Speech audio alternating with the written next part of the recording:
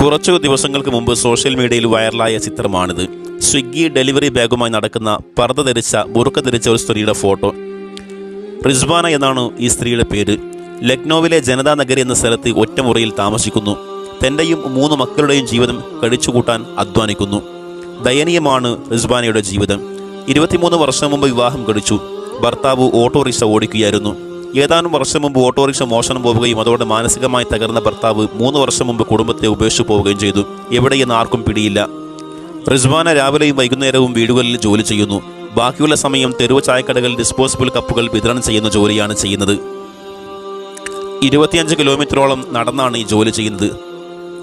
എന്നാൽ നമ്മളൊക്കെ കരുതുന്നത് പോലെ റിസ്വാന സ്വിഗ്ഗി ഡെലിവറി ഗേളല്ല. സ്വിഗ്ഗിയിലല്ല ജോലി.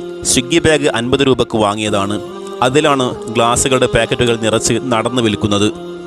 റിസ്വാനക്ക് ഐശ്വര്യം ഉണ്ടാവാൻ നമുക്ക് പ്രാർത്ഥിക്കാം.